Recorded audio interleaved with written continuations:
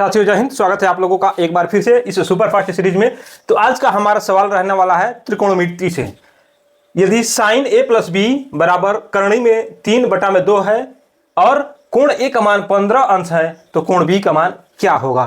तो देखिए, इस तरीके का सवाल हल करने के लिए हम लोग ये कैसे हल करते हैं। ये बहुत ही आसान सवाल है, देखने में तो इतना लंबा लग रहा है कि त्रिकोणमिति है, इतना क्या क्या क्या ये कैसे सॉल्व होगा।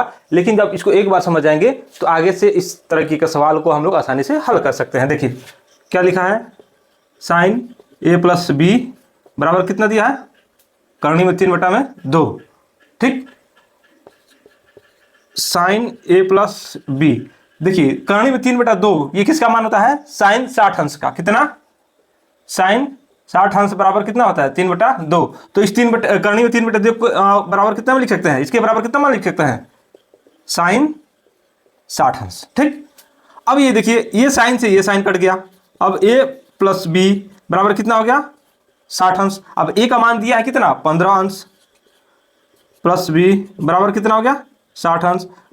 अब b बराबर, जब इधर जाएगा, पक्षांतर का नियम आप पढ़े होंगे कि जब एक तरफ से दूसरे तरफ जाता है कोई संख्या तो वो प्लस रहता है तो माइनस हो जाता है, माइनस रहता है तो प्लस हो जाता है। जैसे नेता लोग करते हैं, एक पार्टी में रहते हैं तो बेईमान रहते हैं, दूसरी पार्टी में जैसे जाते हैं ईमानदार हो जाते हैं।